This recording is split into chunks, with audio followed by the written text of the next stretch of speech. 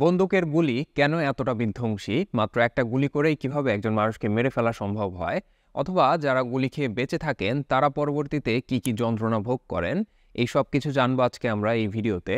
তার আগে চলেন দেখে আসা যাক একটা বন্দুকের গুলির মধ্যে কি কি জিনিসপত্র দেয়া থাকে।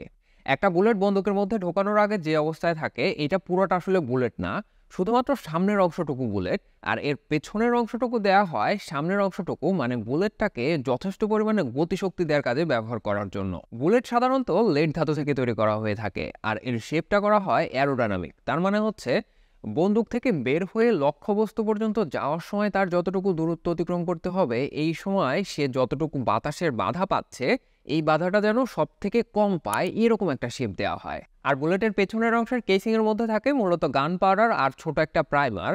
বন্দুকের ট্রিগার যখন টানা হয় তখন ফায়ারিং পিন এই প্রাইমারে আঘাত করে, ফলে আগুনের স্ফুলিঙ্গ তৈরি হয়। এই স্ফুলিঙ্গ পাশে থাকা গান পাউডারে বিস্ফোরণ ঘটায়। এই বিস্ফোরণের কারণে সেখানে হাই প্রেশার গ্যাসের তৈরি হয়। এই গ্যাসই বুলেটের পেছনে প্রচন্ড রকম চাপ তৈরি করে, যার জন্য বুলেটটা এত বেশি গতিসম্পন্ন হয়। এখন আসুন দেখা যাক বুলেট শরীরে আঘাত করার পরে কি ঘটে। এক একটা আগ্নেয়াস্ত্রর বুলেট এক এক রকম হয়, এদের ক্ষতিগ্রস্ত করার ক্ষমতাও থাকে ভিন্ন। একটা বুলেটের আকার যত বড় হয় এবং এর গতি যত বেশি থাকে সে তত বেশি শক্তিশালী হয় এবং এর ধ্বংস করার ক্ষমতাও থাকে অত বেশি। বুলেট শরীরের যে জায়গা দিয়ে প্রবেশ করে সেখানে একটা টানেলের মতো ক্ষতবিক্ষত রাস্তার মতো তৈরি হয়। আর এর মধ্যে যদি কোনো বোন পড়ে মানে হাড় পড়ে সেক্ষেত্রে হাড়ে ফ্র্যাকচার তৈরি হয়। ভিন্ন ভিন্ন মানুষের শরীর যেরকম ভিন্ন তেমনি তাদের ব্যথা সহ্যের ক্ষমতাও ভিন্ন।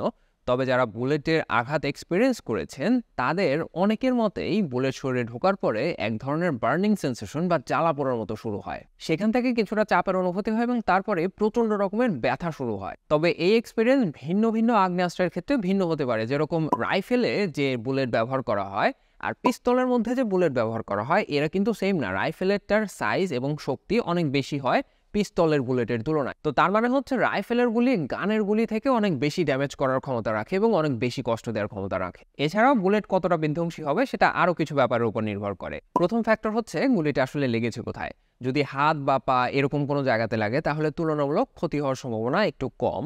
আর যদি অ্যাবডোমিনাল এরিয়াতে অথবা বুকের কোথাও লাগে সেই ক্ষেত্রে হচ্ছে আমাদের যে ইন্টারনাল অর্গান আছে যেরকম লিভার, কিডনি, ফুসফুস, এই অর্গানগুলো ড্যামেজ হতে পারে এবং এর সাথে সাথে প্রচণ্ড পরিমাণে ইন্টারনাল ব্লিডিং হতে পারে।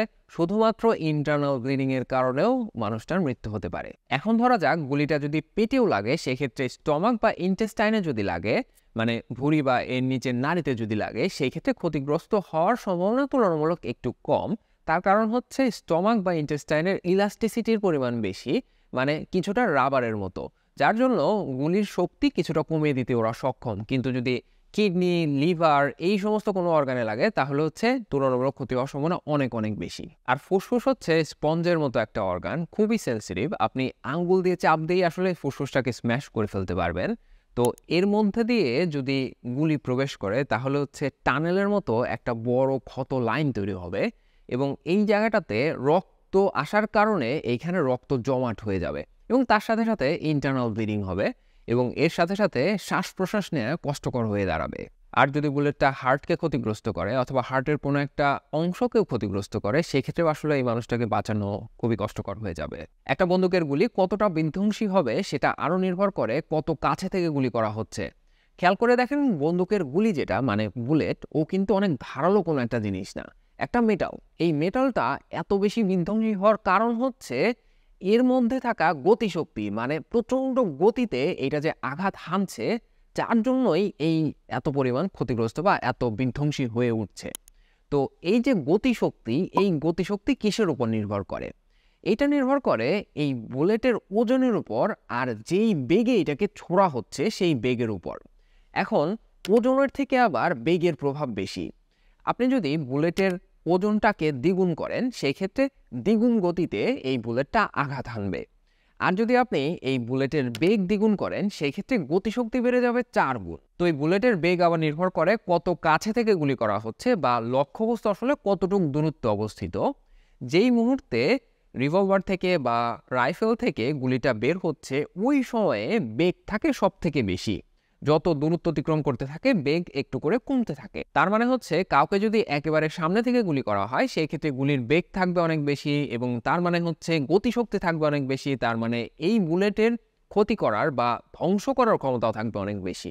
এখন আসলে দেখা যাক মাথায় গুলি লাগলে কি ঘটে।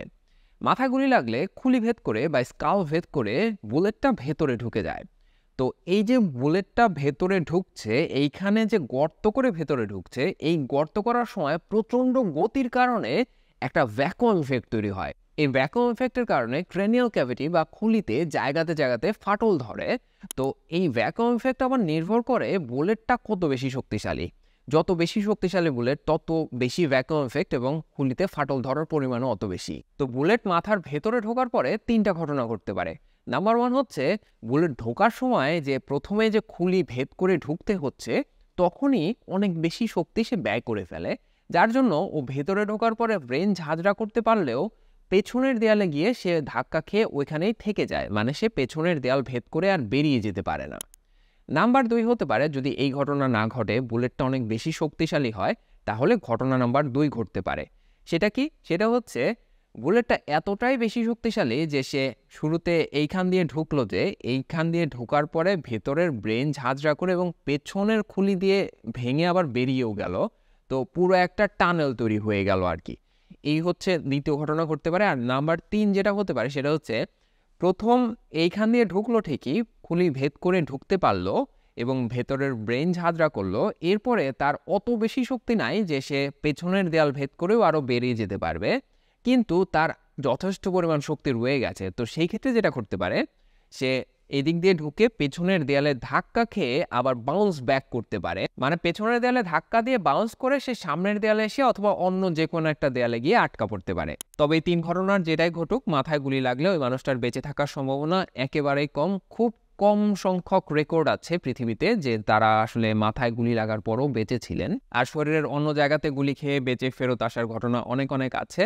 বাট এই যে গুলি খাওয়ার পর রিকভার করে ফেরত আসলো, এটা আসলে শুনতে যতটা আশার বাণী মনে হচ্ছে, বাস্তবতা আসলে এর থেকে অনেকটা ভিন্ন। অনেক মানুষের এক্সপিরিয়েন্স হচ্ছে গুলি খাওয়ার পরে যতটুকু কষ্ট হয় তার থেকে অনেক বেশি কষ্টের হচ্ছে এর পরবর্তী প্রসেসিং এবং রিকভারি প্রসেস। অনেকের ক্ষেত্রে দেখা যায় রিকভার করতে মাসের পর মাস লেগে যায়, আবার কারো কারো ক্ষেত্রে দেখা যায় কখনোই তারা আর ফুললি রিকভার করেন না বা স্বাভাবিক জীবনে ফেরত আসেন না। অনেকে আবার হাত হারান, পা হারান। তবে এই যে যারা রিকভার করেন বা রিকভারিং যে প্রসেসটা, সেই প্রসেস ধরে যান, এইটা এতটাই পেইনফুল, তারা এতটা পেইনের মধ্যে দিয়ে যান একটা দীর্ঘ সময় ধরে, এই সময় তাদের সাইকোলজিক্যাল যে একটা ট্রমা, এই ট্রমাটা তাদেরকে পরবর্তী জীবনে অনেকটা কষ্টের কারণ হয়ে দাঁড়ায়। অনেককেই দেখা যায় যে এই গুলি খাওয়ার পরে পরবর্তীতে পিটিএসডিতে ভোগেন। তো তারপরে যদি তারা বেঁচে থাকেন, এটা আসলে অনেক বেশি। তো চলেন দেখা যাক গায়ে গুলি লাগার পরে ওই মানুষটার বেঁচে থাকার সম্ভাবনা বাড়াতে আসলে কি করা উচিত। কারো গায়ে গুলি লাগলে তাকে বাঁচানোর জন্য সবার প্রথম যে কাজটা করতে হবে সেটা হচ্ছে তার ব্লিডিং বন্ধ করতে হবে, মানে রক্ত পড়া বন্ধ করতে হবে। তো এটা আপনি হাত দিয়ে চেপে ধরে বেশিক্ষণ রাখতে পারবেন না। আপনাকে যেটা করতে হবে, কোনো একটা পরিষ্কার কাপড় বা সার্জিক্যাল গজ দিয়ে চাপ দিয়ে ধরে শক্ত করে বাঁধতে হবে। ইনশিওর করতে হবে যেন রক্ত পড়াটা বন্ধ হয়। আপনার আশেপাশে যদি সার্জিক্যাল গজ না থাকে তাহলে আপনি চেষ্টা করবেন কোনো একটা পরিষ্কার কাপড় দিয়ে বাঁধতে। যদি সেটাও না হয়, আপনার হাতের সামনে যাই পান সেটা দিয়েই বেঁধে ফেলতে হবে। আর এই বাঁধার সময় খেয়াল করতে হবে গুলিটা কি শরীরের ভেতরে আটকে আছে নাকি ভেদ করে শরীর থেকে বেরিয়ে গেছে। যদি ভেদ করে বেরিয়ে গিয়ে থাকে তাহলে হচ্ছে যেই পথ ধরে বেরিয়ে গেছে সেই ক্ষতটা সাধারণত ঢোকার যে রাস্তা তার থেকে বড় হয়। তো বাঁধার সময় ওইটাকেও খেয়াল করে বাঁধতে হবে। এরপরে যত দ্রুত সম্ভব তাকে হসপিটালে নিয়ে যেতে হবে। মনে রাখতে হবে আপনি তাকে যত দ্রুত হসপিটালে নিতে পারবেন তার বেঁচে যাওয়ার সম্ভাবনা অতখানি বেড়ে যাবে। আর এই রক্ত পড়া বন্ধ করাটা শুধুমাত্র গুলি লাগার ক্ষেত্রে না, যে কোনো ইনজুরির ক্ষেত্রে প্রথমেই খেয়াল করবেন কোথাও ব্লিডিং হচ্ছে কিনা বা রক্ত পড়ছে কিনা। সেই ক্ষেত্রে রক্ত পড়াটা বন্ধ করে দিতে হবে, তাছাড়া এই মানুষটার জীবন ঝুঁকির মধ্যে পড়ে যাবে। তো এই হচ্ছে অবস্থা। কারো গায়ে গুলি লাগুক এটা আসলে কখনোই কাম্য নয়। সে যেই মানুষটাই হন না কেন, যেই শ্রেণী, মত, দল বা যেই প্রফেশনেরই হন না কেন, সবাই ভালো থাকুন, নিরাপদ থাকুন। বেঁচে থাকলে আবার দেখা হবে কোনো এক ভিডিওতে। আসসালামু আলাইকুম।